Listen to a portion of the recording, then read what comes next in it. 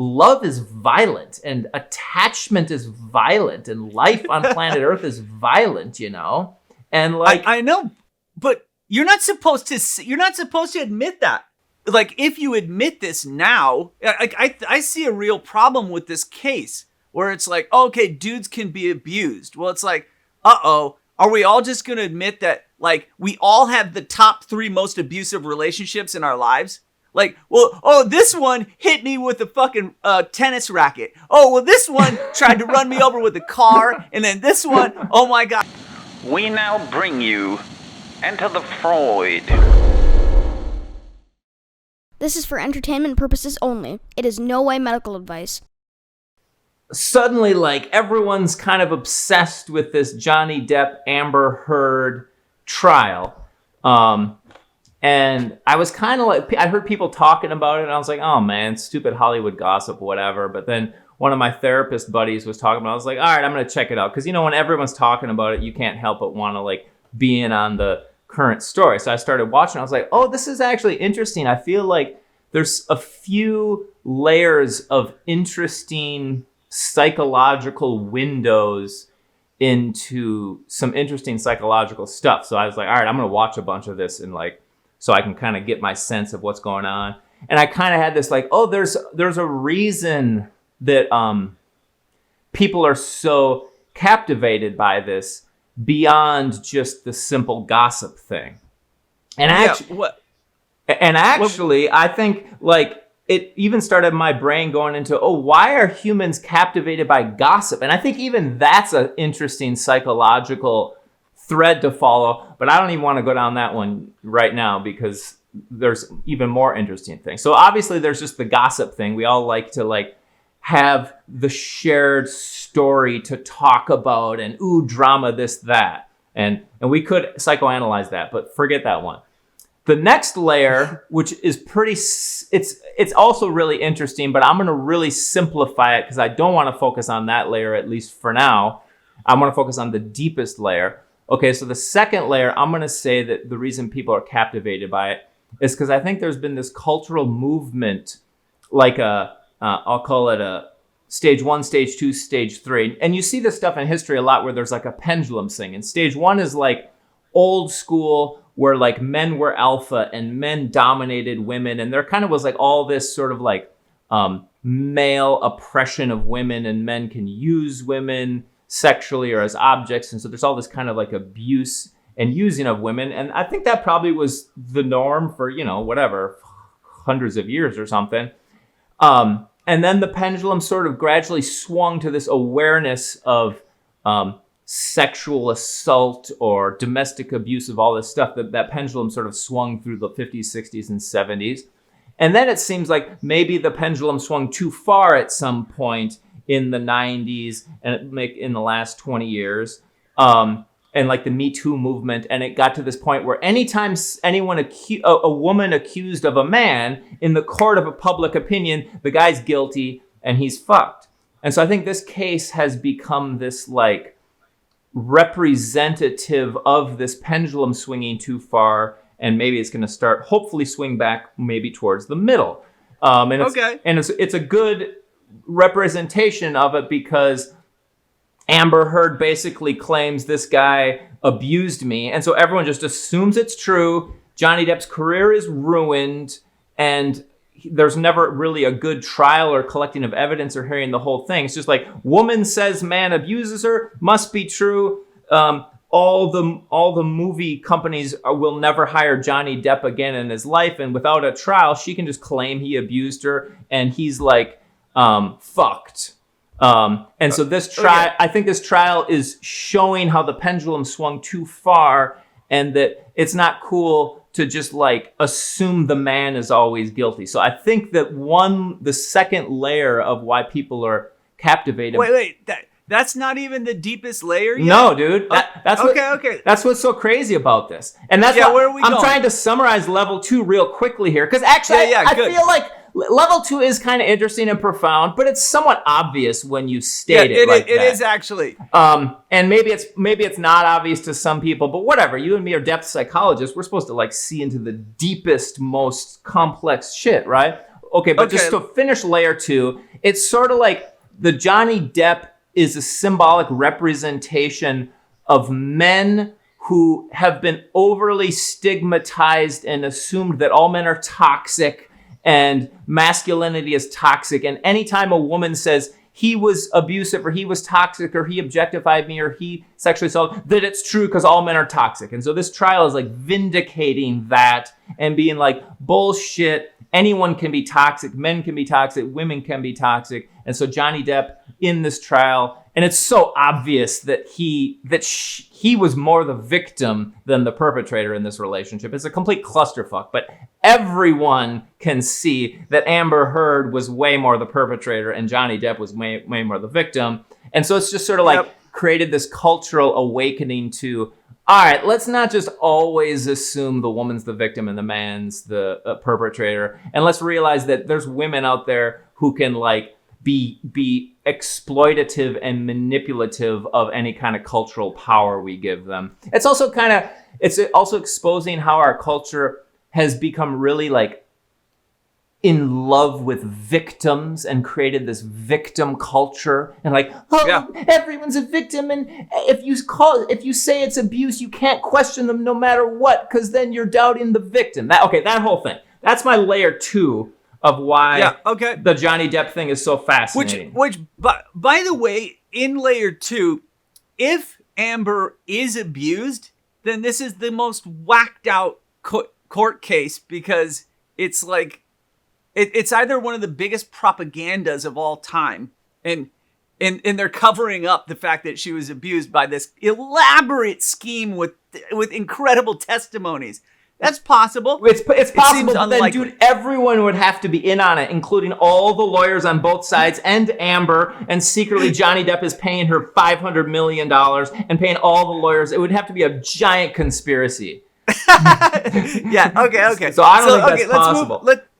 Let's move on. Okay, so that's layer 2. That's super interesting. We could talk for hours just about that whole cultural thing. No, because everyone else is stuck there. Well, and honestly, it's like no one's even articulating it in such a explicit way as I just did. Even though that's what a lot of people are really focused on, is that thing I just said. Yes. But they're not even fully articulating that. But I want to move even deeper than that. Well, so Dave, are you going to go to layer 3 or 4? Because I have no idea where you're going, and I want to see if we're going the same place. Okay, I want to go to layer 3. Okay, perfect. So I'll do layer 3, and I can do it for a while, and then you can whatever rip off that, or if you want to go to layer 4, that's fine too. But layer 3 is even more complicated. Okay, so here's why I think we humans are captivated by this at an even deeper level. Well, it's like a deeper psychological level, and that is that the Johhny Depp Amber Heard story where man meets woman and they fall passionately in love and they merge, and then inevitably flies get in the ointment, shit starts to, and then it starts to fall apart, and then it like degenerates into this like ugly, nasty thing, and people start behaving very badly. There's a lot of examples of behaving badly, but by far the best example has to be that in a fight, Johhny Depp leaves, and Amber Heard shits on his bed. She takes a giant shit on his bed. That behavior, and she's gonna live in infamy forever for that. I'm just using that as an example of how when breakups start to happen, the intensity of falling in love is this emotional intensity. It's like the climax of ecstasy, and then there's a reverse of that, and the shitting on the bed is just a good representation of how primitive it can get when that happens. And I think the reason we're captivated by it is because we all know that realm of the humans exist. We all can, I believe we can all feel it in each of us. I believe, although Amber Heard has serious mental health problems and she definitely is immature, she's not so different than the rest of us as we would like to believe. I think there's a little Amber Heard in all of us, And given Yes. the right circumstances, we all would like to shit on our ex's bed. Yeah. Yes, dude. Yes. And dude, okay. I don't know. Some of us maybe not take a shit, but at least something equivalent. Yeah, Well, intense emotional relationships, when you start breaking up and you get in this thing, you get hateful. And this more primitive realm of the psyche, of the brain, gets activated, and you want to attack, you want to kill, you want to... and destroy. You want to destroy them. And it's a primitive part of our psychology. It's a primitive part of our biological evolution. It's a primitive part of our brain. And that gets activated. And all of us have this capacity to go primitive, to go aggro, to go postal. Some of us have developed enough pre-cortical restraint to not act on that. But all of us feel it and want to do it. And some of us, like Amber Heard, haven't developed enough restraint, so she actually acts on these primitive impulses, whereas I think we all have them. Okay, so here's my... there's some important analysis of this aspect of human psychology that I want to get into, which is humans have a tendency to like just go nuts and go postal and go aggro, and just we lose our shit and just like go nuts. All humans have that capacity, and I kind of want, I'm not, because we don't have enough time, I can't like try to outline all the different reasons, but I want to like highlight two very different reasons why we do this. One reason that I don't think it's as seen and articulated nearly as much as it is. There are two very different reasons, both very important. The first one's more simple, so I'll start with that. It's what I'm going to call the king or queen complex. And just imagine this, some character where it's like the queen that's like, off with their heads! Or some king that's like, what? You didn't prepare my meal. I said I wanted 7 almonds and 2.3 ounces of steak with a certain kind of butter. It's not right. Get that shit away from me. It's this like royalty psychology. And I kind of think it's an old evolutionary thing, like the alpha gorilla psychology, where you turn into like, I should have everything the way I want. And I believe all humans can do this, and any gorilla that achieves the role of alpha goes into this psychological state. And it's a fucking horrible state. But when you're the alpha gorilla, you get to a point where you think shit should go the way you want it to go. And if it doesn't, you get fucking outraged. And you hear all these stories about rich, famous people, and you hear these insane stories about how they showed up for a show, and I remember one about Mariah Carey. It's probably not true, but I remember one about Mariah Carey is that when she showed up for a concert, she'd need all these insane things, and she said she wanted a bowl of M&Ms, but all the green M&Ms had to be taken out. And one time she was there, and someone didn't take out the green M&Ms, and she had a temper tantrum. So that psychology... It's this like, I'm going to call it the alpha gorilla psychology, or the king psychology, or the queen psychology. I believe all humans will slip into that psychology if they haven't learned basically to be beta at some point earlier in their life. And I think it's the same as teaching kids that they're not the king or queen, and if they don't, they become bullies and spoiled brats. I even think it's the same thing as dogs. You hear like the dog whisperer or dog trainers talk about how you have to train dogs that they're not alpha. Okay, so I think there's this really important psychological tendency of humans and probably other animals that we need to learn that you don't get what you want, and you're not the top dog and you're not alpha. We need to learn that, and if we don't, we'll slip into this, I am queen, I should get what I want. And if I don't get what I want, I have a fucking temper tantrum. Off with their heads. So then don't you think Elon Musk is prone or is soon to have a king or an alpha gorilla meltdown? And I don't mean to get off track here, but I wonder how many times in one's life we have to learn that you are not the king? It's a super good question, and it has big implications, I think, for like the leader or the president. Because Donald Trump is another good example. You could see how Donald Trump was always in this psychology. He just thought he was the baddest dude ever, and no one should ever doubt him, and everything that he said was right, you know? And there's this question, and it's a tough question in human psychology, is can a person rise to a position of great power and not be corrupted and not become narcissistic and not, like, I don't know, but a lot of people that rise to positions of power, this psychology sucks them in, as evidenced just by stories of all these rich, famous people. And then you hear from people who are close to them, oh my God, that person was a monster. I've heard so many stories about how behind closed doors, rich and famous people are fucking insane. Well, I know we like to think about those who are supposedly at the top, but it's also really fascinating when you hear about trailer trash people who also have reached the top of the dumpster pile. And they're there trying to, like, they're there in their moo-moos, like, yes, dude. Yelling out with their fucked up slipper toes. Yes, dude. It's because humans, just like gorillas, we want to get to the top, and we're always angling to get to the top. And if there's not someone above us keeping us down, then we start posturing as if we've arrived at, and we start to do this alpha gorilla psychology.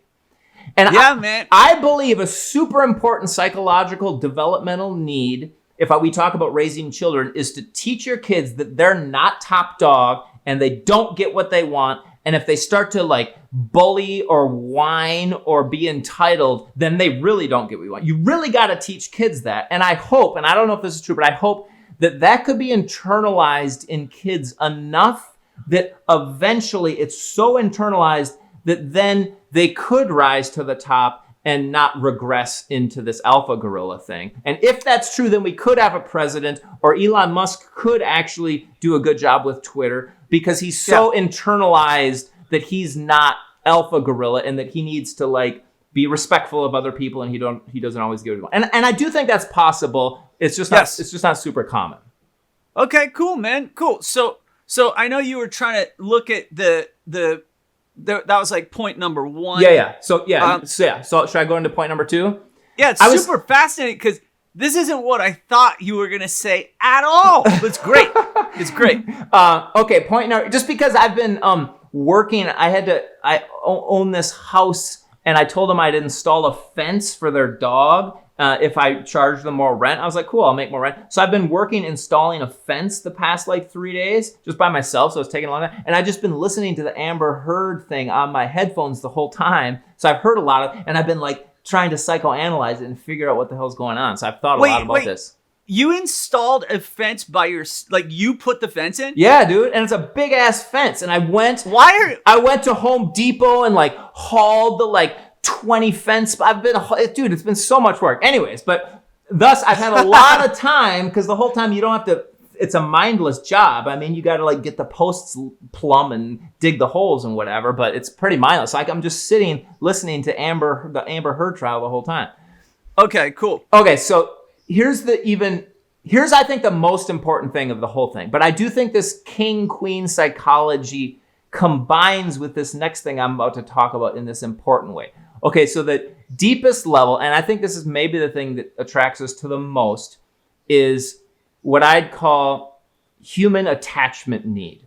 We humans, as little kids, we need attachment, and we need attachment to our mom or our dad or whatever, and it's super intense, and as I've said before, and then if we get lost in the grocery store, the 3-year-old is like, and it's fucking terrifying, and then mom comes back and is like, well, that attachment need never goes away. And when you're 17, you've kind of cut the umbilical cord from mom, and now that's why teenagers are so fucked up, and that's why they fall in love so hard, and that's why breakups for teenagers are so intense, because they're, like, new at this attachment game, and they find a new girlfriend, and it's like, and then when they break up, it's fucking deeply agonizing. That's why there's so many great songs written about breakups, is because it's such an intense thing.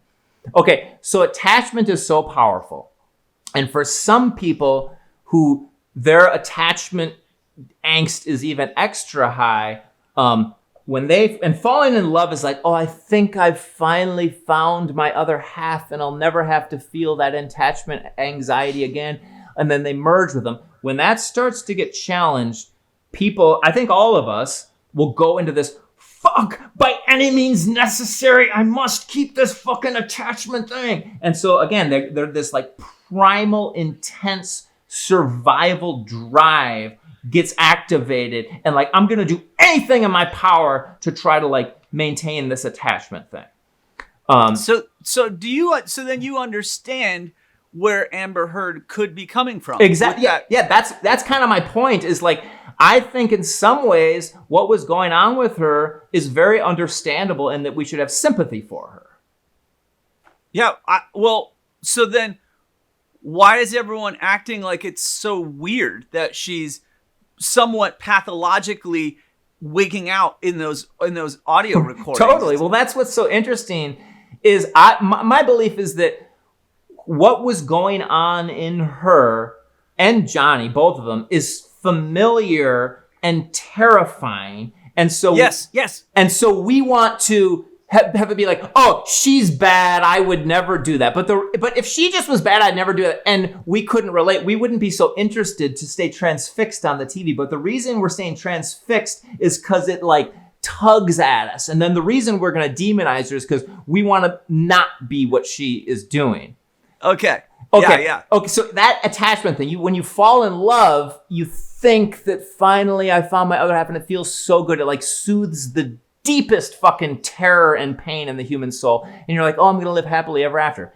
And then when shit's not going right and you fear you might lose your connection, you can go into desperation, panic mode by any means necessary. And if I'm going to try to like lure the person back, or I'm going to fucking try to like exploit or manipulate or coerce the person back, or I'm going to like physically force, like any means necessary. So again, this is where it goes into this human primitive, I must fucking like control and keep this thing. In that place, I think many people understand that the fights and the tug and the verbal sparring turns physical with displays of slamming doors or dishes or pooping on beds or throwing vodka bottles or hitting each other. Yep. Right? But okay, I don't want to go into like other areas because I want to just stick with what you're talking about. So what I'm talking about is I'm saying there's two reasons there's a bunch of reasons, but two reasons that are coming up in the Amber Heard situation where people go aggro, and one is this queen complex, and the other is this attachment fucking desperation. The other thing I got to bring in here, because I think it's helpful just to see the angle, is the term addiction. And one of the ways to define addiction is when we need a substance so badly that we'll do anything in our power to get that substance, even if there's bigger negative longer term consequences. It's like, fuck the longer term consequences. I need that substance. But why do you need it in that case? Like, what is it going to do it's got to do something. You've decided that's your cure for pain. That's your way back into the Garden of Eden.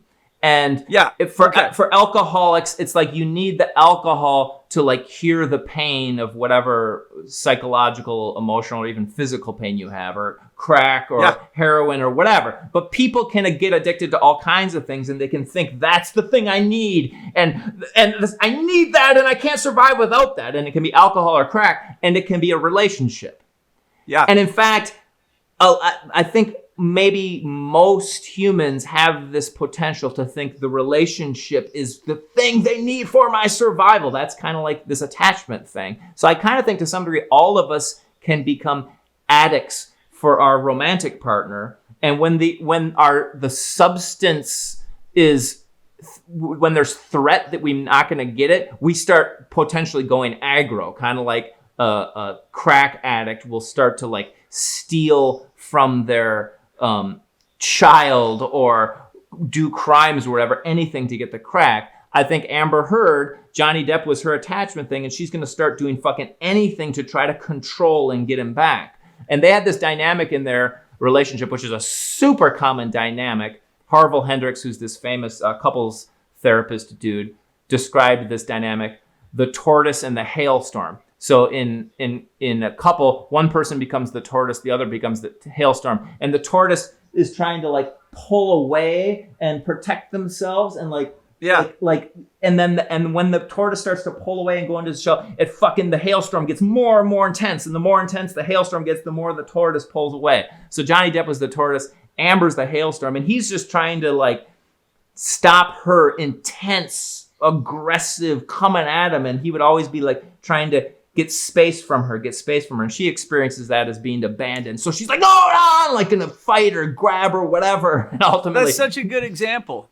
Yeah. So that pattern was going on, and she's just like desperately, terrifiedly trying to control him to get him to do what she wants so they can restore the connection or whatever she thinks she needs. And it's a mix of this attachment need. And then, to be honest, it's also a mix of like her queen complex, where she's kind of like rich and famous and super hot. Really attractive women can often have this queen complex because they're treated by everyone all the time. Men treat really attractive women like queens, and they'll do anything the women want to like get their attention. So it's like she's just been treated that way by every man her whole life. Like, oh, baby, you're so pretty. What can I do for you? Can I buy you flowers? Can I take you out to eat? Can I give you a foot rub? Whatever. And that just creates a queen complex. So the two things of those just create this fucking monstrous thing in her.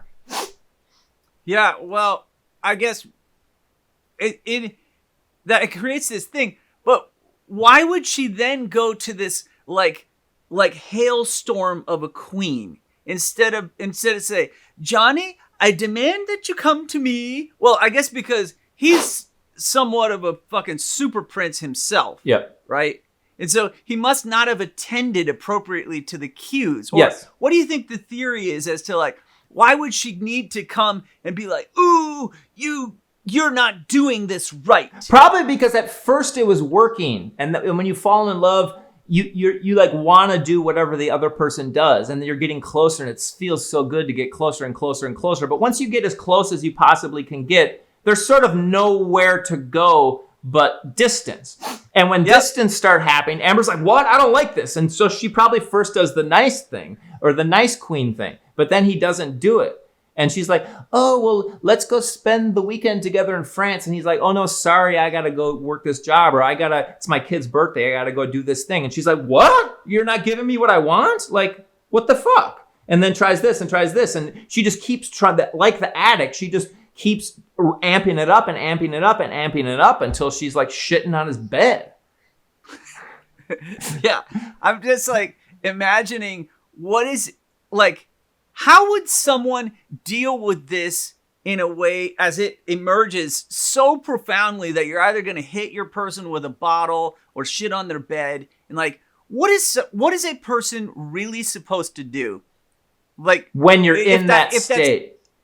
Like, because let's just imagine that everyone is capable of having this activate in themselves. Yep. They're capable of becoming borderline temporarily. And so then when a human being becomes borderline, what are they to do other than crap on beds? What are you... There's got to be, like... Because you can key their car. Like, I knew a lady that threw a cinder block through the dude's windshield while he was driving. Totally. Like, and on go the endless stories that we hear in therapy. Yeah, it's such an important question. But before we dive into the question, let me just kind of emphasize the context of this question, because you used this word borderline. And I don't know if you've seen this part of the Amber Heard trial, but somehow she agreed to get a full-blown psychological assessment and evaluation of her. And a psychologist evaluated her, gave her all these tests and everything. And the psychologist basically said, she's got borderline personality disorder. That's like the only part I saw. I just think it's kind of a good lesson for America or the human race of like in the window into the borderline psyche. Because there's this capacity. And again, I kind of want to say, I think everyone's capable of this, and it's not just Amber Heard has borderline personality disorder and thank God I'm not her. It's more like, no, we all have the capacity to do that. And I think there's this borderline realm deep inside each of us, and that we can tap into that or slip into that given the right circumstances. And Amber slips into it more easily and more often than most people because she hasn't developed self-restraint and maturity and self-discipline. But we all can go there. And I think that we humans, we need to recognize this borderline black hole in the human psyche, and that we could all fucking slip in there, and we need to be aware of it and get to know that landscape and learn, back to your question, and learn how to see, I'm starting to slip in. What should I do now other than shit on someone's bed? Yeah, well, okay. So let me just make a small point about the diagnosis, and because like based on Amber being observed, she either has borderline or she doesn't. She is borderline. She has borderline personality disorder or she does not. She fits the criteria or she doesn't. It's basically like saying you are depressed or you aren't. You have an anxiety disorder or you do not.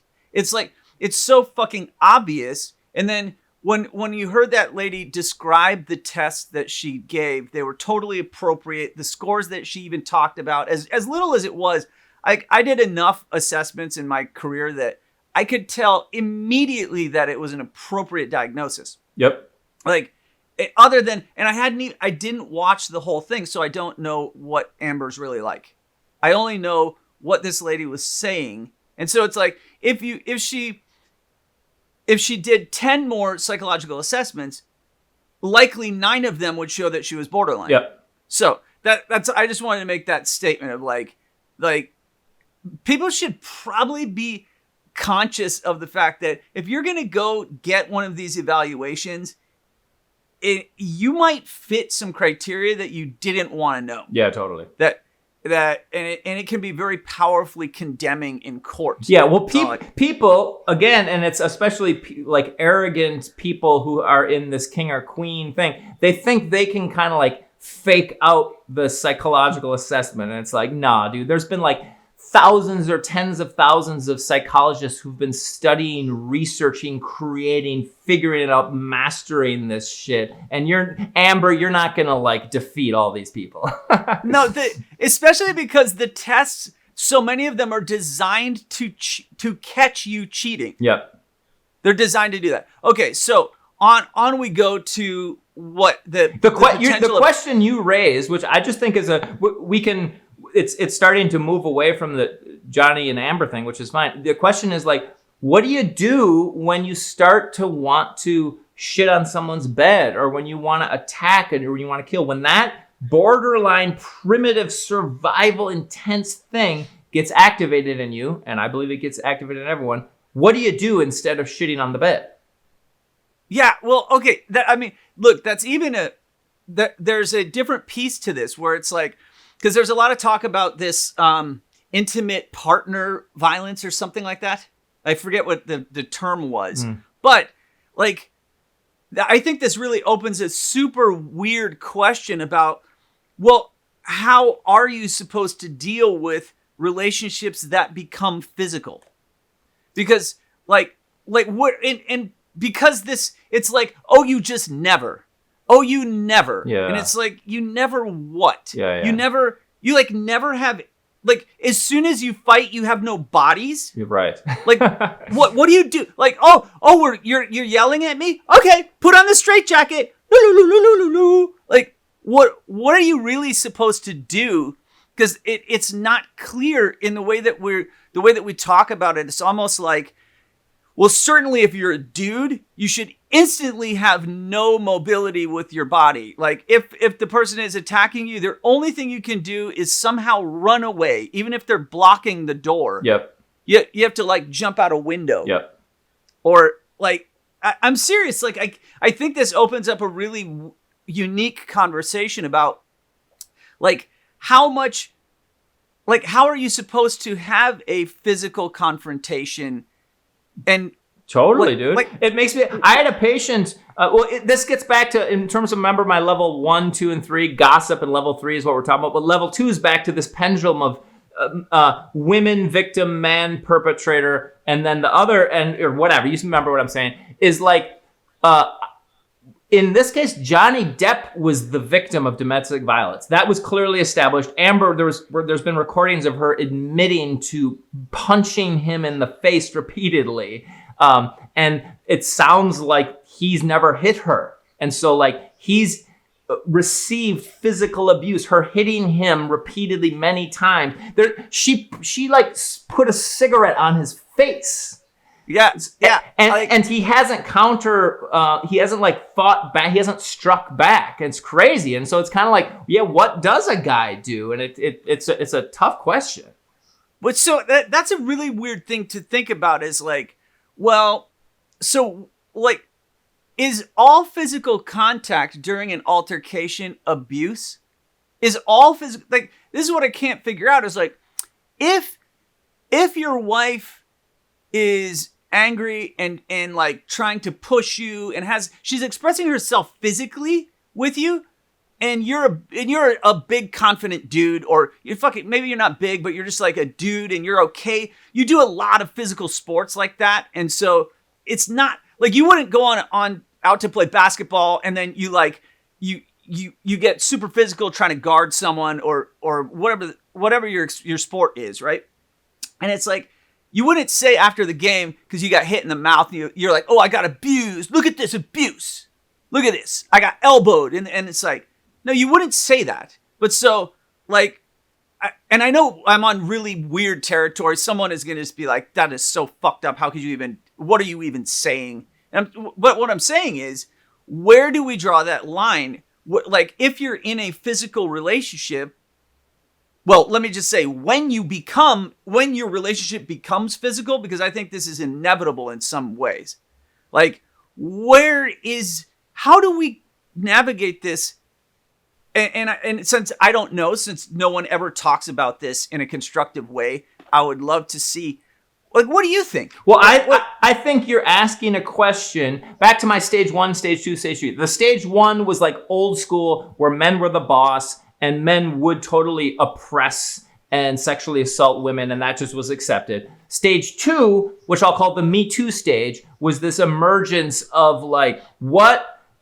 Women are always the victim, men are toxic, men are abusive, and anytime a woman would make an accusation, the court of public opinion would assume the guy was wrong and toxic and condemn him, and he'd lose his job even though there was no trial. Stage 3 is the question you're asking. It's like, okay, the world is much more complex now. And yes, post-feminist revolution, we've established that women can no longer be treated like house pets. They're humans too. Yeah. But they're also not always innocent, and relationships are complex, and fights are complex, and violence and physical confrontations are complex, and every situation is super complex, and you just can't make any simple, quick judgments about it. And we want to make simple, quick judgments. The human psychology wants to find good guys and bad guys, quickly. Yeah. We want to quickly know. But the reality is shit's fucking complex. And again, this Johhny Depp Amber Heard is a good example of shit's complex, because both of them were all fucked up and doing fucked up shit, Yeah.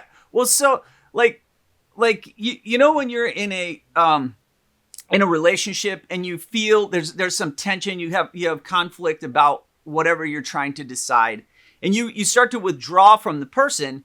Well, like, historically, when that would happen to me, like, I would see it so frustrating for my girlfriend that sometimes they will want to, like, just physically hit me because I'm not cooperating. And I know I'm not cooperating. Yep.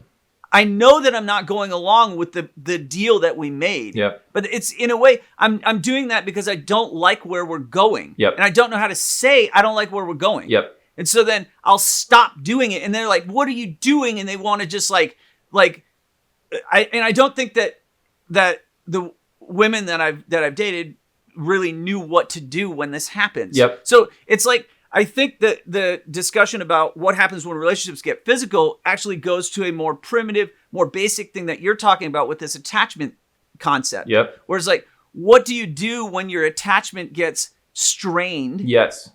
Like, well, like, how do we even start to talk about it? And you made this this interesting point that you just kind of breezed by, where you're like, hey, well, you get as close as you can, and there's nowhere else to go other than, well, you kind of have to start going away. Yeah. And it's like, and I guess then life is just like this sine wave of you get close and then distant, close, like woo, woo, woo, woo. Like maybe. But it would be great if we had a method of talking about that.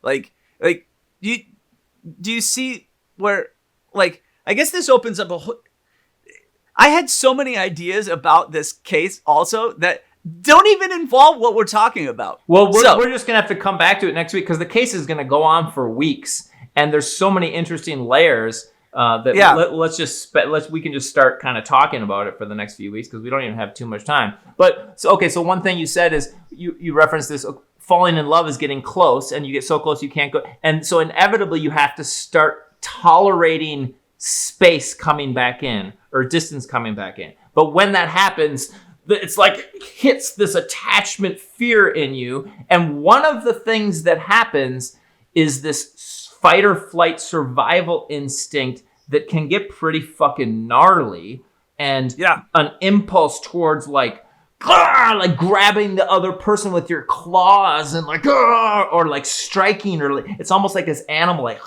you want to like at them, like that comes up. And I've actually been in probably 3 different long-term romantic relationships where the woman did what would be considered domestic abuse of me, but I'm more, it's like, it was violent, but it's just like love is violent and attachment is violent and life on planet Earth is violent, you know? And like, I know, but you're not supposed to admit that. Well, that's part of the problem. Dude, this is a serious problem because like, no one, like, if you admit this now, I see a real problem with this case where it's like, okay, dudes can be abused. Well, it's like, are we all just going to admit that, like, we all have the top 3 most abusive relationships in our lives? Like, well, this one hit me with a fucking tennis racket. Oh, well, this one tried to run me over with a car. And then this one, oh my God. Yeah, like, where is it? What is that? Like, I'm sorry. Okay, but again, back to the point I made, is part of the reason this Johhny Depp Amber Heard thing is so captivating to us is because it's familiar. It's like a Rubik's Cube that we're all trying to solve and none of us have solved. And now there's YouTube videos of someone showing the Rubik's Cube, and we're all like, oh yeah, that Rubik's Cube has been plaguing me my whole life too. Yes, dude. I like what you said. The best was that love is violent and attachment is violent. Yeah, dude. Like, dude, no one would ever prior to this moment say that when a baby attaches to its mother, that's violent. Yeah. Like, or that is going to get violent later on. Yep. As you're gripping to the person who is your mate, or as you grip to your possessions, your house, your boat, your cars, like, and my offspring and who they're supposed to become. Oh, they're not becoming that. Oh, my investments are failing. Oh, like, I don't know what, like, I don't mean to get, in fact, that was just trivial. It's not, but it isn't, something about this isn't. And I don't know why I feel compulsive to make it trivial, because it's almost like what we're talking about is so nuclear. Yeah, dude, it's totally. so nuclear that if you say these things, I'm afraid like it's never to be spoken. Totally. Don't ever say that. Totally. Because then we're all abused. Totally. And you're going to be an abuser. Totally. And again, that's our captivation with the Johhny Depp Amber Heard, is because it's exposing this kind of thing. So we're out of time. But it's almost like I'm grateful to Johhny Depp and even Amber Heard that they've decided to share this intense, intimate, ugly drama with the world, so that we can kind of see these like ugly and I think beautiful but horrifying inner workings of it. And it's gonna go on, so we can stick with this for the next few weeks as the story unfolds. Because freaking Amber Heard, she hasn't even been on the witness stand yet, so it could be that the most interesting, deep part is yet to come. Yeah, wow. Well, awesome, man. That was pretty cool. All right, dude. All right. Till next time. All right, bye-bye.